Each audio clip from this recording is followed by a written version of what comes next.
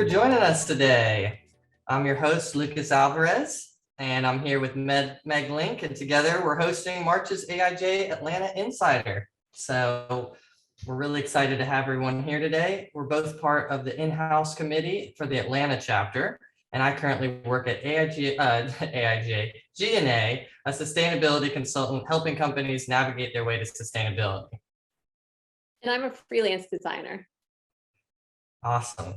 And we have a great interview today for you guys with Brandie Barton. As a creative team lead, Brandie values a diverse team of talent and ideas, team feedback, individual work styles, and working collaboratively with her team through a creative process.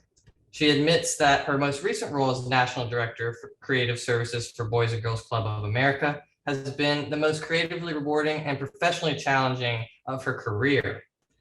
As a leader, Brandie's transformed the operations at BGCA's Creative Service Department, modernizing the BGCA's creative team operations with a digital project portal, implementing a digital asset management tool, and bringing on a project manager to help her team navigate the 500 plus project Creative Services executes a year, which is a lot. We're going to get into each piece of that pretty shortly. She was ahead of the curve when it comes to the pandemic, which is cool. She helped negotiate working from home for 2 days of the week, part of her hiring package. And she decided to promote working should be a benefit for everyone and begin preparing the creative team for a 2-day telework model. This was before the pandemic. Brandie spearheaded a telecommunicating program for the marketing division that was approved 1 year ahead of the pandemic lockdown, which helped Boys and Girls Club of America shift into the new world we are all now accustomed to. Something not easily accomplished in such a large organization and deserves massive credit for being able to oversee. Another thing we'll get into. But before we dig into the conversation with Brandie, we want to thank our AIGA in-house committee. We're small but mighty. As you can see, we've added a few new members, Adam and Lily, so we're very happy to have them. If you work in in-house or have a vested interest in in-house and want to get involved, please feel free to reach out for me. I'm the chair of the board and the best person to talk to, and be happy to figure out any place to have you on the team or however you can help in AIGA Atlanta. And with that, I'll hand it over to Amy Mangan for the Market Minute. Thank you, Lucas. Hello, everyone. Amy Mangan with Robert Half, Marketing and Creative. And I'm excited to share some Atlanta-focused news for you on the next slide. So Visa has confirmed that they're expanding here in Atlanta. They're putting more office space in Midtown and planning to add about 1,000 jobs in the creative digital marketing tech space. So pretty exciting. So keep your eye on them. And then we know Google's already here, and actually they haven't confirmed, but the commercial real estate buzz is that they're adding more space, and they're looking for a big place to add a lot of new jobs in addition to what they've already brought to Atlanta. So that's pretty exciting. So we'll keep our eyes on that in the coming months. On the next slide, I'm going to share some, I apologize in advance. These are very, this is content heavy slides, guys, just bear with me, but it's good stuff. So Robert Half puts out the demand for skilled talent, usually every quarter or so. And it's really important right now and very relevant because we're seeing such incredibly rapid changes and shifts in the market, literally month over month right now. It's pretty crazy. So on the view from the negotiating table, employers are telling us in this research why they feel like, or the feedback is that they're losing candidates when they're trying to hire. So 40% of the time, they're being told that the candidate wants more schedule flexibility than the company is able to provide to them. And maybe that manager wants to give it, like we kind of touched on, but the company at large is not willing to. But in Brandie's case, she went to bat for her peeps and got some time, years ago before that was even really a common thing. 35% of managers saying that it takes them too long to physically get through the steps of their process and the red tape internally to get the offer out to where they're finally coming to their preferred candidate with the offer. And that person says, thanks, but no thanks, I already accepted another role. That's happening all the time now. There was an article just recently that Home Depot has actually truncated their internal hiring process from several step interviews down to one so that they can actually get that top talent hired and get the offers out quickly so they're snatching up the talent. And then about a quarter of people said that the salary was not in line with the candidates' expectations. I expect that number to continue to go up because people's salaries we're seeing are rising pretty rapidly in this crazy market that we're in.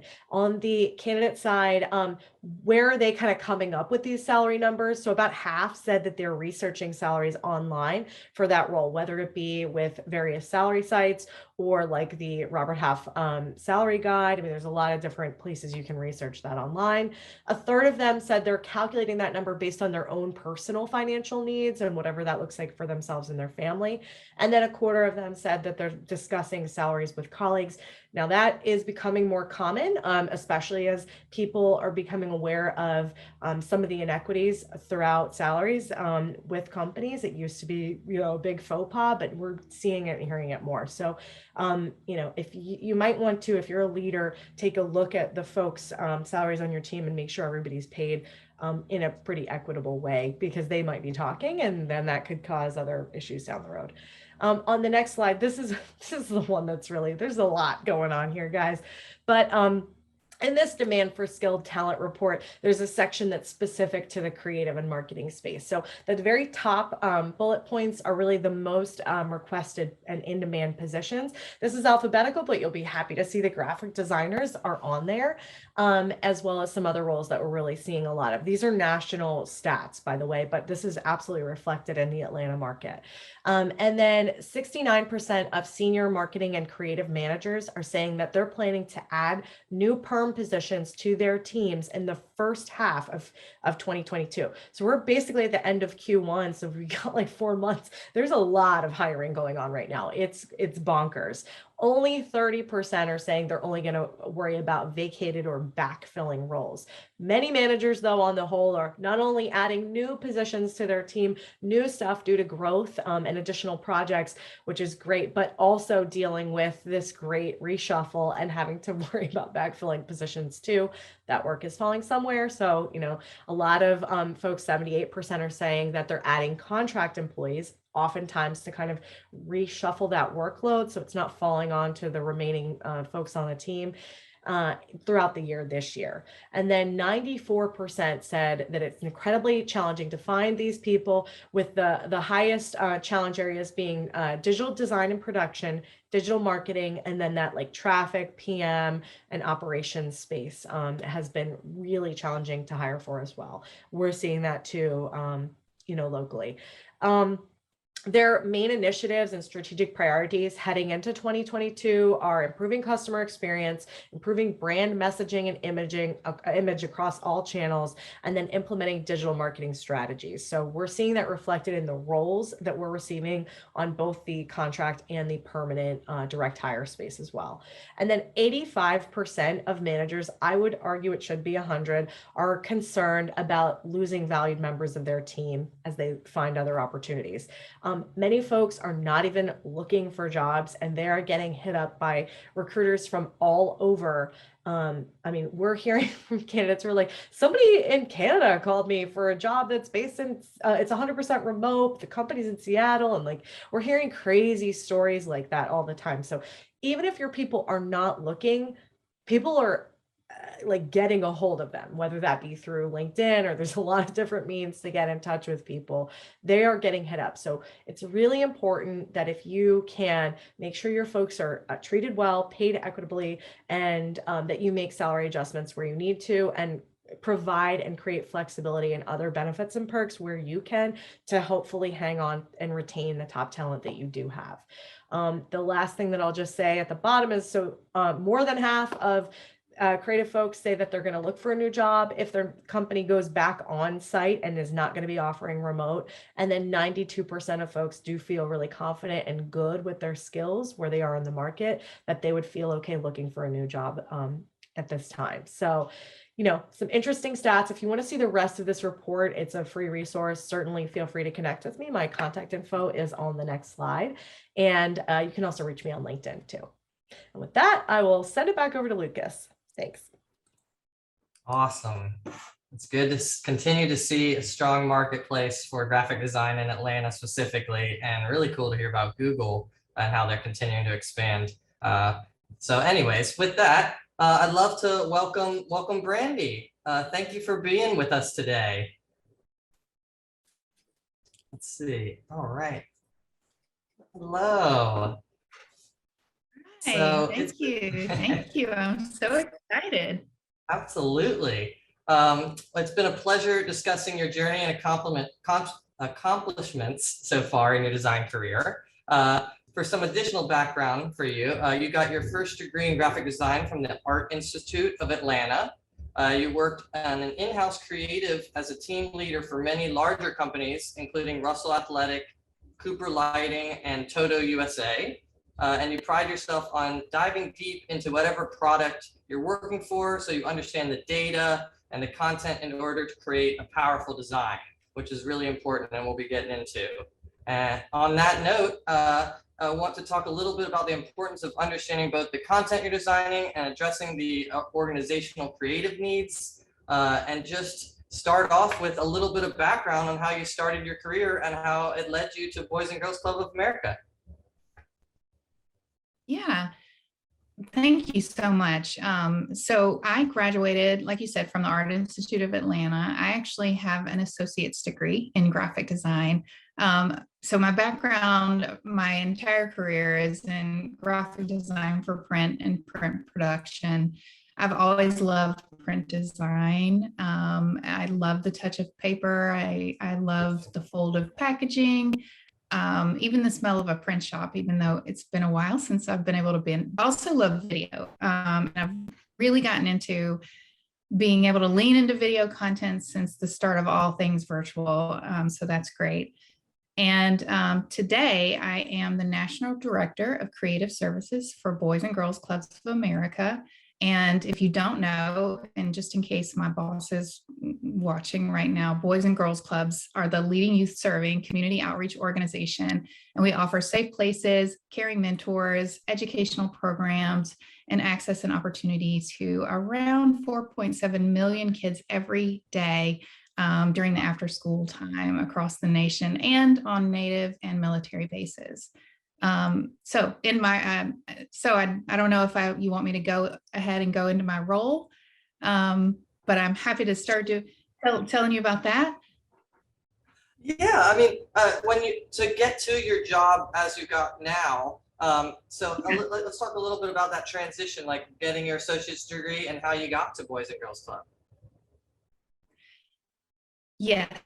So I graduated with my associate's degree. And when I started out as a graduate, I had a little bit of good luck. I was currently employed part-time. I had 2 paid internships at the time of my graduation. And I was tracking to have a bachelor's degree, actually. And I discovered about halfway through my educational career that I was just a little bit pregnant. I was going to be expecting a baby. So I figured I better go ahead, check that box, get that degree at that time. And, I had every intention of going back. But I was very fortunate and I had 2 really great internships. One was with the Atlanta Business Chronicle, and the other was with a small local creative agency in town. And at the time they were located in Virginia Highlands. It was called Made You Look. And the business owner and creative director, her name is Ruth Forrestal.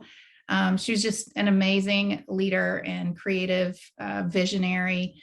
She was also an instructor at the Art Institute. And for whatever reason, she saw something in me and decided to hire me on full-time right after graduation. Even though I was just a little bit pregnant, that was just an incredible opportunity. And I was thrilled. And so I was able to jump right out of school and right into designing for an agency 8 hours a day under the wing of the creative director. And so that was just a really great step in the right direction for me, even though I had to graduate a little bit earlier than expected.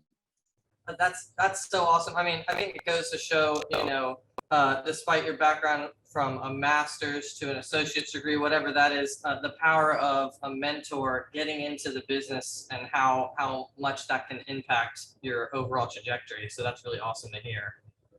Yeah, the mentor, having her as a mentor, not only that, but she became a cherished friend. She helped guide me through creative and career decisions for many, many years.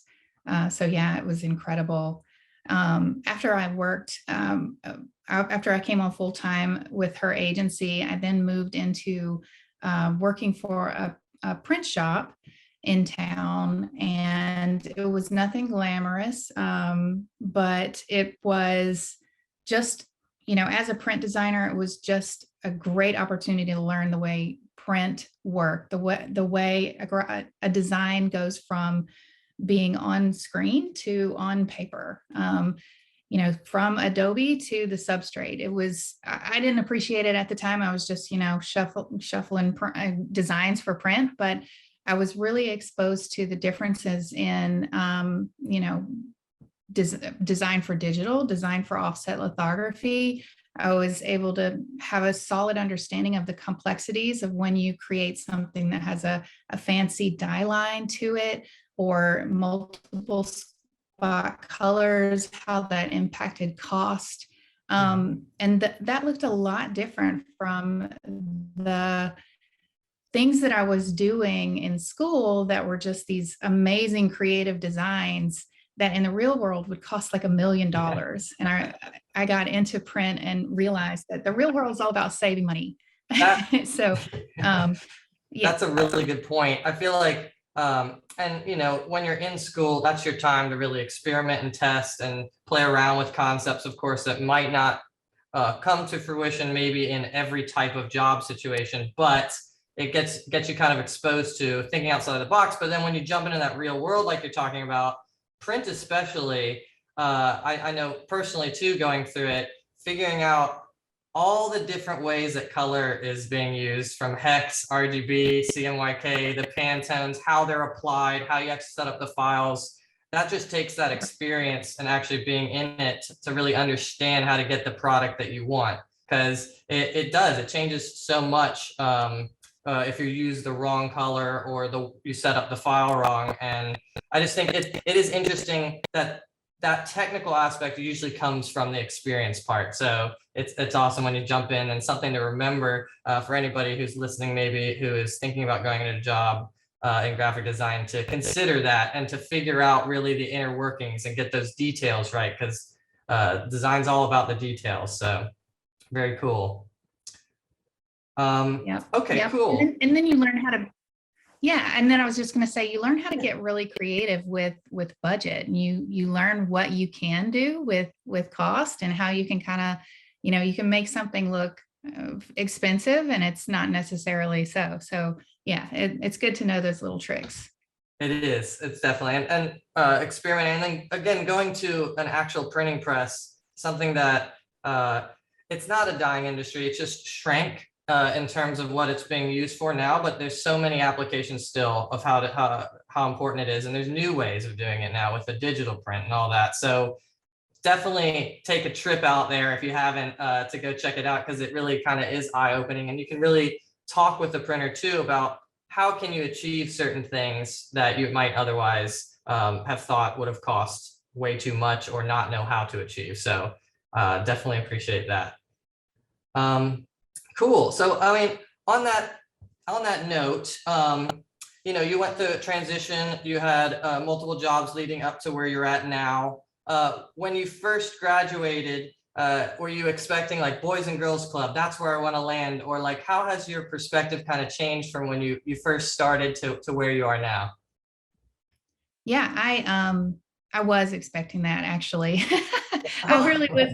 No, actually, when I graduated, and then I went into working for this agency, and I was working right under the creative director at the time. I had this vision that I was going to be working for a big brand very soon, just doing creative stuff all day.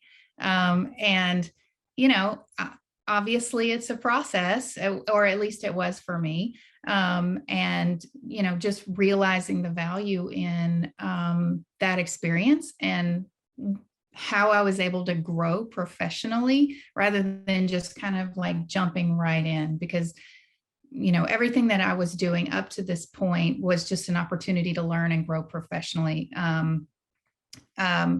also learned that, as far as like my perspective, I felt like my associate's degree held me back from those big brand opportunities as well. And that in the beginning, I was a little disappointed that I only had that associate's degree. I didn't have a broader education. And I thought that could be something that could really hinder my ability to reach my idea of success at the time. So now,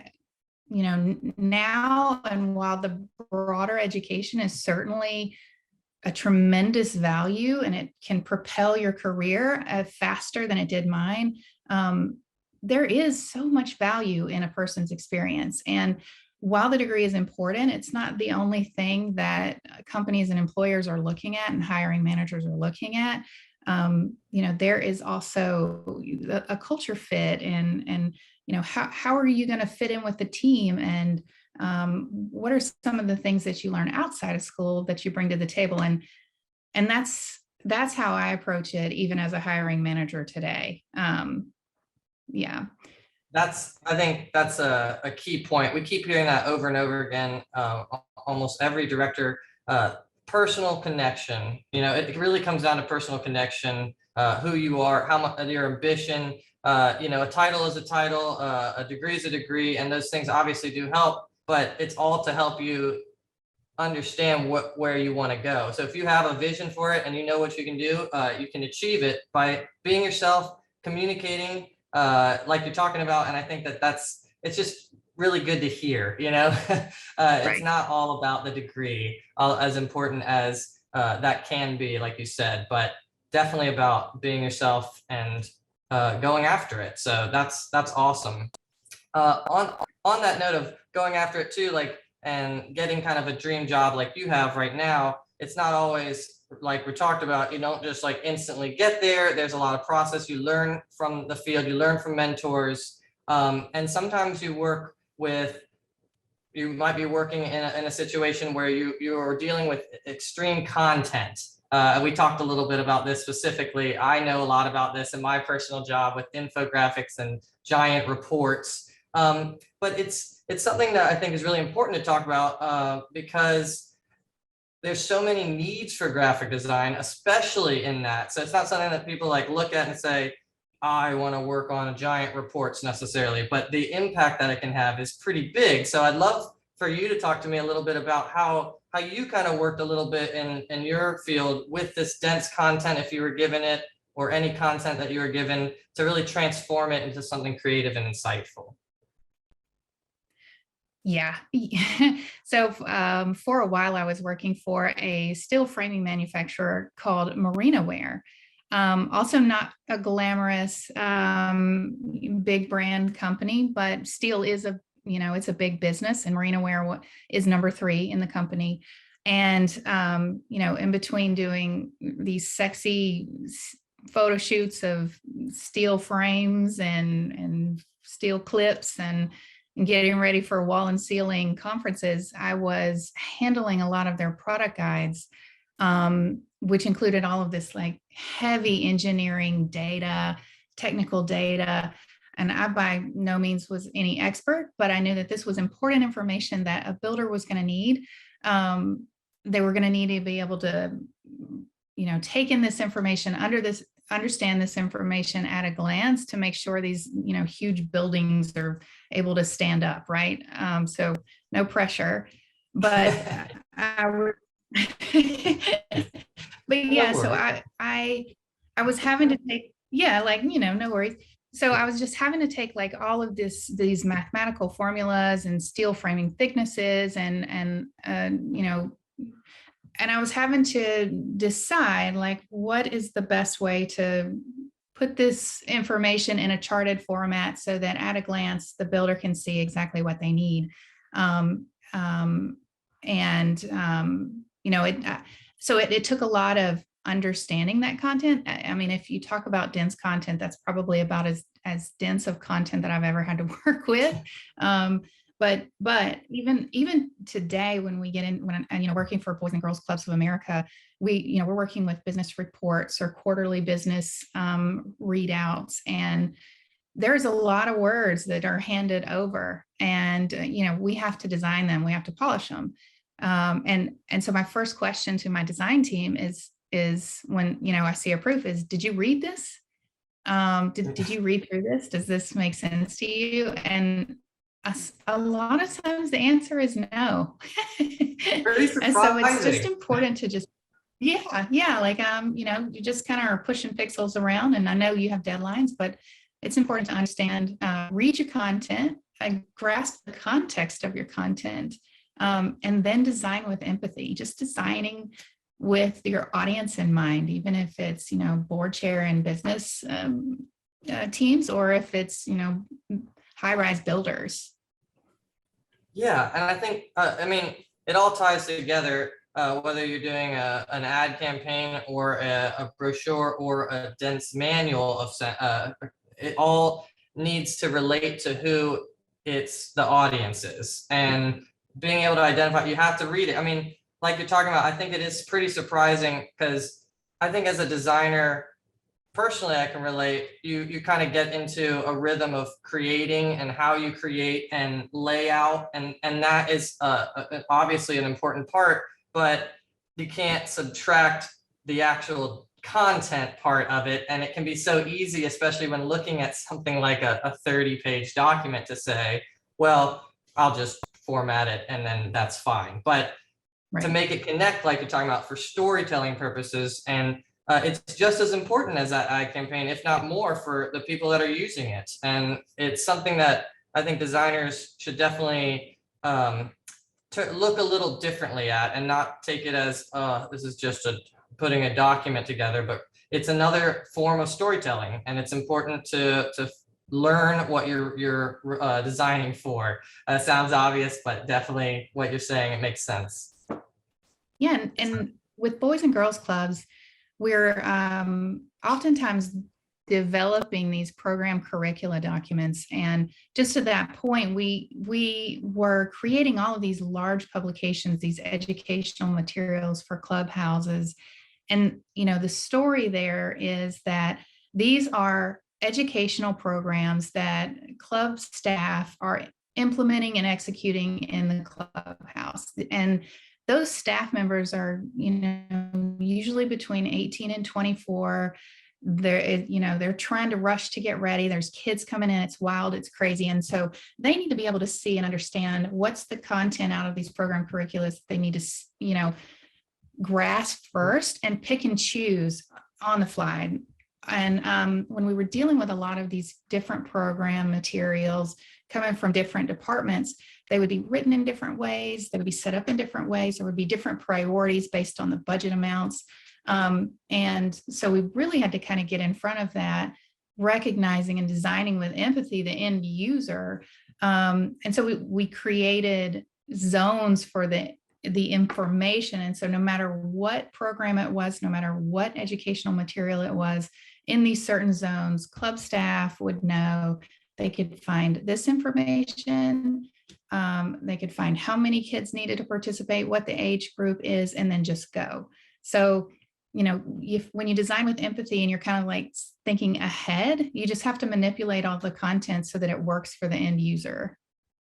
Yeah, I mean, I'm sure you talk to some of the end users too about their issues. Like, I don't understand the documents before, and then that helps you address probably the needs. And it's a form of, it is branding. I mean, it's helping create the content in a way that's easily understandable. I mean, that's like our job as graphic designers for communication. And it's not just make it look pretty. It's really focused on how are you going to use this, and so that people can understand it better. And yeah, I just think I find it fascinating. Those are the crazy challenges to me, taking on like how do you translate something into a process that can be branded, look good, also get the point across and is like a lot of information at once. So, I mean, yeah, kudos to that. And that's, again, goes to your process skills and being able to brand that and set that up. So very cool. Yeah, on that quick last note in this section, before we get to the next one, I obviously now you're director. So how did you transition a little bit from doing that kind of work to directing that kind of work? Yeah. So transitioning, I think sometimes I'm still transitioning because, you know, you love design. Sure. But at a point, you know, as your career grows and you begin to move up, building teams, you have to recognize, I had to recognize that I couldn't do it all. I couldn't do everything. And which meant I had to really learn how to delegate and delegate appropriately. And that's not necessarily an easy thing for leaders. And it's definitely a learned, a learned process. Yeah, so I think the best way to be able to focus on driving your team, first of all, you're building your team, you're building trust with your team, but just learning when you ought to be able to delegate something that's not mission critical for you to do, so that you can focus more on the big picture. And in order to be able to do it, I know, first of all, you have to be okay with losing control. I, am not a micromanager by default, so that's okay. But then there's also being, a lot of times you say, oh, well, it's just faster for me to do it myself. It'll just be faster for me to do it than it will be to hand it over. And so, to delegate, you have to build in the time to, teach and guide the person that you're delegating to so that they could pick it up the next time. And I think that that's the biggest challenge with a lot of leaders. I know that it was a challenge for me. Certainly, I can relate to that. I mean, from the growing pain from doing something to figuring out how to now delegate that, and then that kind of struggle, that internal struggle of, well, it'll be faster for me, I think is a common quick reaction. But it's like planting a seed, and then when it grows, then you have your own tree. It can manage itself in a way, but it takes a little bit of time to get it started. So that's something, just part of the process, and that's what directing is all about. So yeah, it's cool to hear, and it's also nice to hear too, like, you never fully let go in a way. There's always something you want to put your hands on, because that's the creative in us. But yeah, figuring out that balance is what it's all about. So Right. very cool. All right, cool. So let's move into the next section, a little bit about taking some risks in design. So we know where you started and how it impacted your career choices. So let's dive in a little to the process. So we know design comes in many forms and requires designers to do more than make something look pretty. I'd love for you to expand a little more on some of the ways that you make sure creative has a seat at the table and isn't looked at as an afterthought. So on that note, could you tell us a little bit about how you enforce conceptual design over execution, and how you work with your team on that?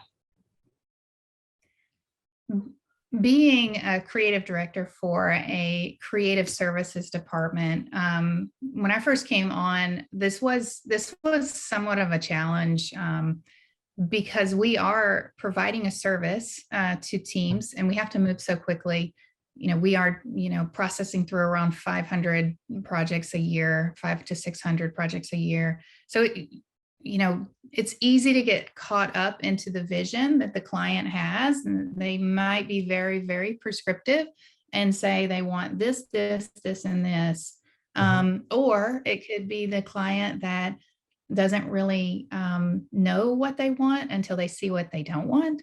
And, in those cases, it's just a reminder that the creatives, the graphic designers, the people that are on the creative team, this is your profession. And so you're here to provide not only a service of execution, but your professional expertise, your recommendations, your feedback. You have a voice, and it's so, so important, because the client's not always going to see things they might be just seeing things from one perspective, but it might not make sense on paper or in a design. And that's when the revisions start to pile up, when you're just basing your design off of what the client is specifying. That's when the revisions start to pile up, and that's when it begins to feel like creative doesn't have a seat at the table. So it really started out with just seeing this happen over and over again. And the creative team were just being dragged into these revisions where it was just taking up so much of our time. We don't have a whole lot of time for all of these revisions. So it's just reminding them that you guys are the professionals here. This is why we make the big bucks, right? This is what we do. We are here. Yes, we're providing a service, but we are the professionals. We have the creative eye, and we can see things differently and offer recommendations. Yeah, I feel like it relates a little bit to what we were talking about earlier with like a dense content or something. It's like, oh, just put all this content in there. That's what I want. But if you read through it, you can provide those insights like you're talking about and say, I know you want it all like this on one page. It'd be much better on 2 pages, showing them, leading them through that process rather than just giving them what they want. I mean, on that note too, of what you're saying with design and execution, it's more important that you are leading with the empathy, like you said, and making sure that what you're bringing to the table is your skill, and to showcase your skill by giving them insights and not just whatever they say goes. They're looking for that, and they don't always know that. They can't, because that's not their profession. So it's just important, I think, what you're saying, to make sure you lead that way and make sure you're really creating something that gets to the heart of the matter. Did we lose you? Yeah. Cool. Are you there? Yeah, sorry. Yeah, The camera was a little. Yeah, I dropped off for a second. That was terrible. I'm so sorry. There's No worries. something going on with me. Sorry about that. I think we got you back. All right, cool. So yeah, I guess on that note, yeah, enforcing the conceptual, not just giving the client word for word what they ask, making sure to digest information. How do you encourage your creative team to lead the client into new ideas? So is it bringing them to the table and having them do presentations? Are they setting up presentations? What are some of the things that you do that way? Well, I'm often the first line of defense in projects that come through. I get a high level overview and understanding of the project. And then once assignments are made, I really encourage the creative team to create deep connections and relationships with the client, so that they're working very close together. They're able to communicate, with each other freely. And, aside from that, I just encourage asking thoughtful questions, making sure that you're asking thoughtful questions. And if you see something differently, just speaking up, have you thought about it like this? And so that it's more of a collaboration. So I find when the designer has a seat at the table and they're able to interject, then it's a much more collaborative process, and there are a lot fewer revisions and back and forth. Yeah, which again, it might seem up front like more time to describe what you're doing instead of just sending it to them, but taking that empathy approach and knowing that they don't know where you're coming from necessarily, building that creates that trust. And builds trust with the client, and they allow you, I guess, to take a little bit more liberties because they trust in what you're doing. Yeah, they're also the good guys. I'm, at the front. I'm the bad guys. I'm asking what the budget is, and can we spend more? And I'm extending the deadlines. Good cop, bad cop. Right. Yeah, it works well. I mean, that's important. That's another part of it as I guess as a director, having to take those harder stances, but then standing up for your team, right? Like, so, not saying, well, just get it done because that's what the client says. It's nice that you're there for your team. So very cool. Quick question on creative. Yeah. And yeah, and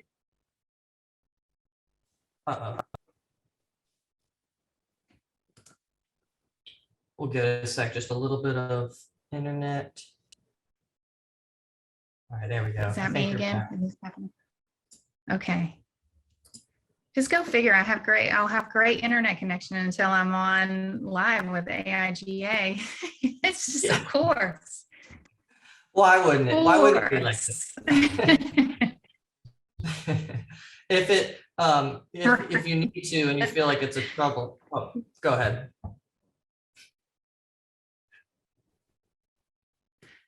Oh, no, I was just going to say, I live in Jackson, Georgia. I don't know if you guys know where that is, but it's about halfway between Atlanta and Macon.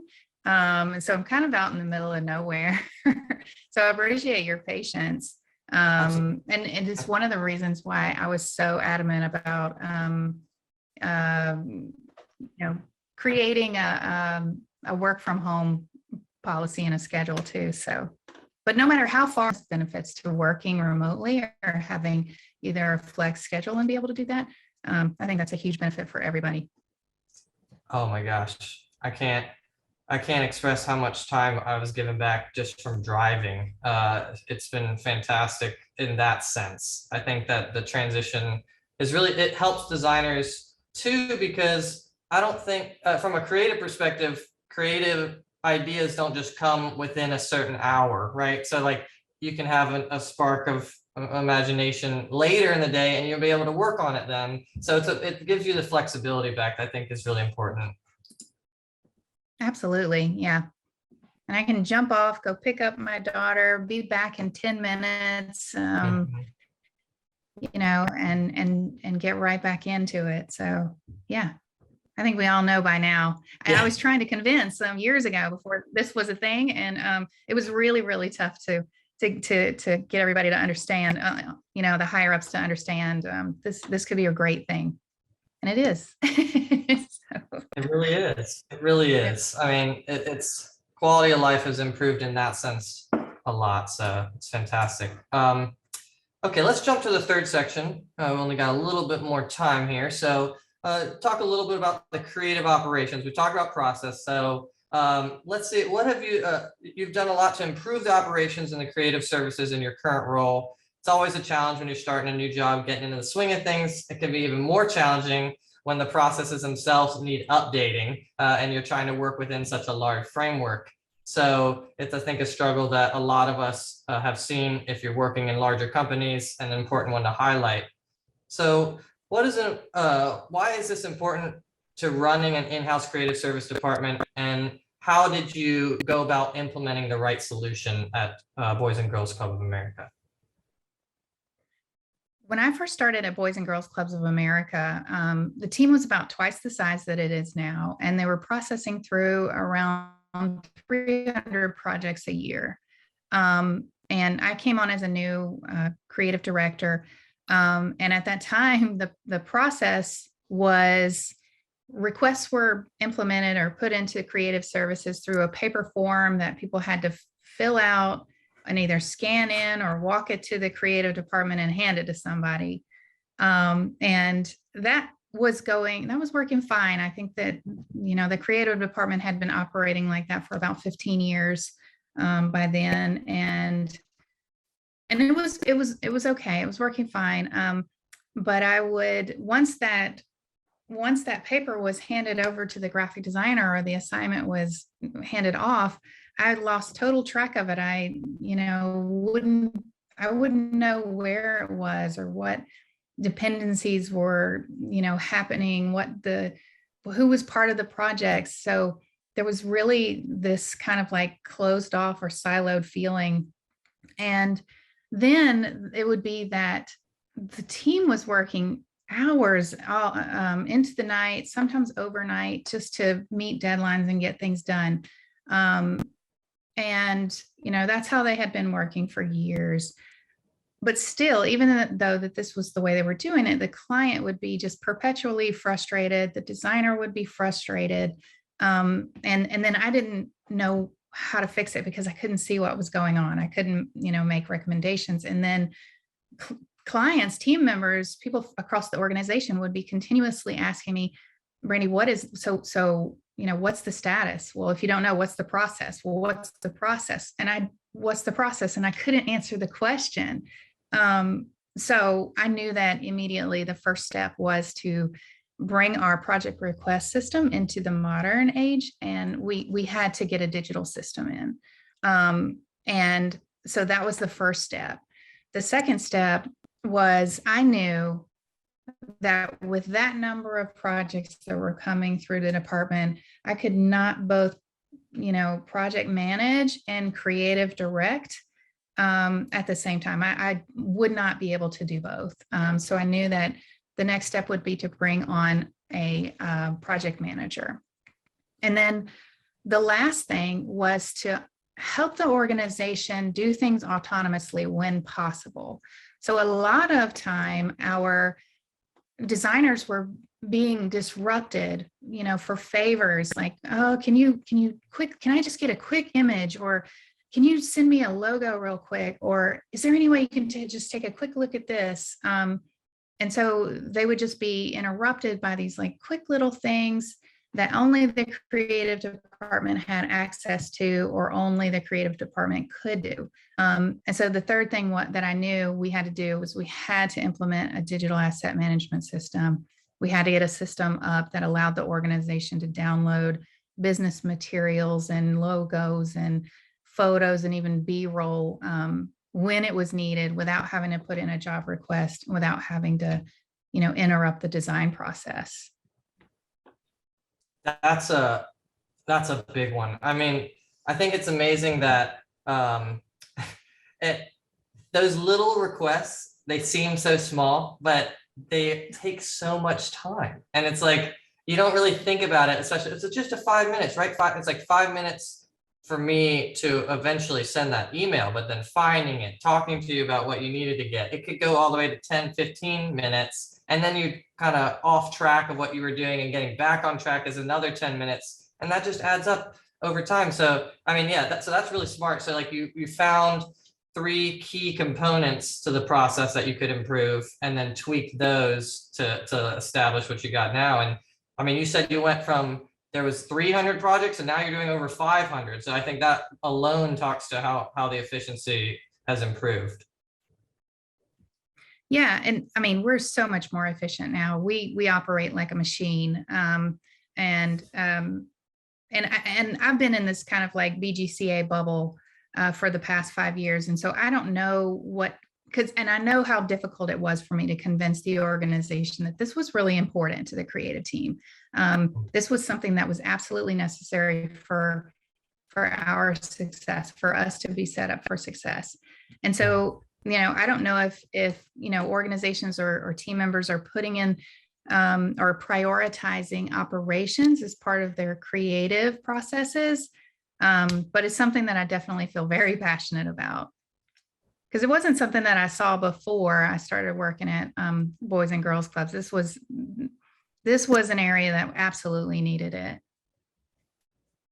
Yeah, I think that just goes to show how a design solution isn't just applied to creating a graphic. It's all the way up to the process that you guys are doing the creative for. And especially from a director's perspective, that's one of the most important goals, is to make sure all of the processes run smoothly. And it's not really something you look at when you're going to school as, oh yeah, I can't wait to set up processes when I'm the creative director. But at the end of the day, that's what it is. I mean, you got to be able to manage those things, and of course apply creative direction to designers. But yeah, it's just a lot more nuanced than it seems in the title. There's a lot of hats you're always wearing, right?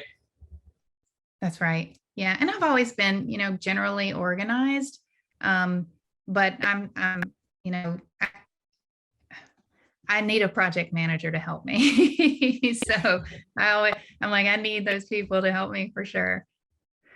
Yeah, it's more than a one-person job. I mean, it's a team, so Mhm. it makes sense. So I'll ask this last question in this section here is, and you kind of touched on it, but how has this made Boys and Girls Club of America the most creatively rewarding and challenging of your career? Yes. So on the creatively rewarding portion of it, first of all, Boys and Girls Clubs has an incredible mission, and this is a team of some of the most talented and passionate people that I've ever had the opportunity to work with. That is one thing. The mission itself, it just gets you fired up and excited about doing the work for sure, because it has a greater impact. And then secondly, because there's so much work to do, there's so many things that are going on. There was always just new opportunities. It seemed like every day there was just an opportunity to lean into something new and cool and exciting. If it was, creating a video PSA with the brand team, or working on a social strategy with the IDM team, or if it was visiting a clubhouse and getting feedback from the field on how programs were working, there was just always something great going on. And being a nonprofit, getting to work with some of the bigger brand partners was incredible. Our partnerships, they're so much fun and they're so invested. And then we also have celebrity partnerships. So, Always fun. every so often you might get to meet somebody cool and it's, famous.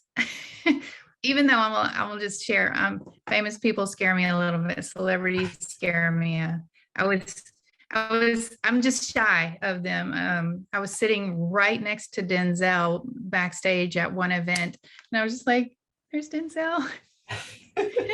So, I was kind of, The nervousness Yeah, is so present for it's- everybody. Yeah, and it's not even at a creative director level. There's still nervousness. It's a natural thing. It makes sense.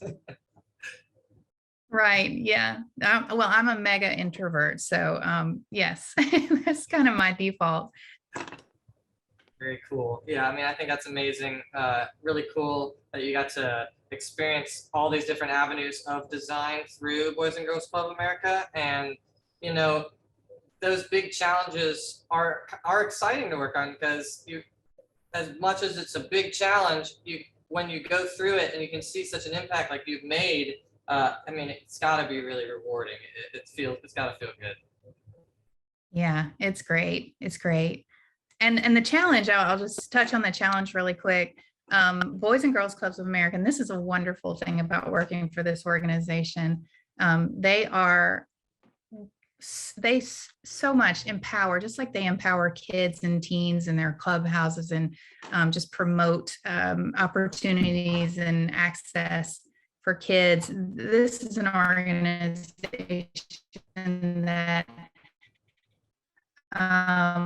encourages and empowers people to come in, to take on leadership roles, and to make a difference. And I think that they challenged me every day in my leadership skills.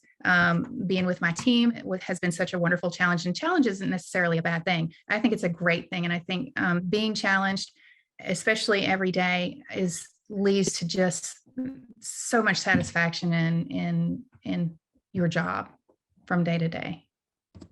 I agree with that. Better to be busy than not busy. And then also amazing to be able to tackle some of these big challenges in such a big corporation and see that impact, especially working for someone like Boys and Girls Club of America, where the purpose is so strong. So that's really awesome. Okay, awesome. So we're getting to the end. We're right at the end here. So I had one question come in from Josh Greathouse, and I wanted to ask that first. What are some of the new trends you think designers should look at, especially with the challenging times that we're in?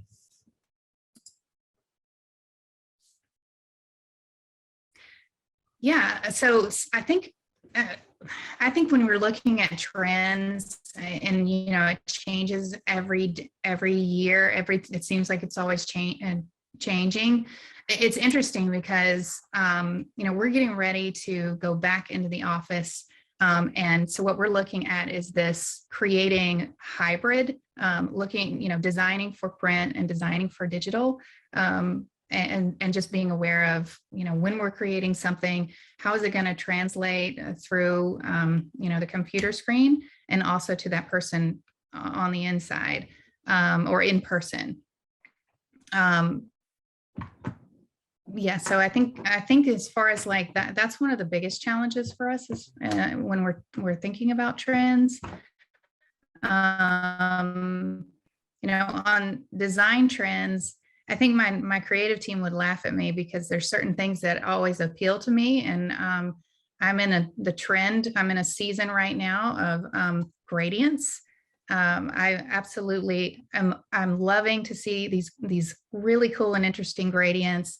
That's just something, my personal thing. But what I'd really like for our team to get into is this moving design, and having an understanding of, how that works and how we can start implementing from the static design to this more interactive and engaging kind of like 3D that's constantly moving. Have you seen this? I have seen some of this. I have a lot from multiple avenues. I mean, from like websites to applications. I'm guessing that's what you're talking about, giving a little bit more motion to what otherwise might be static.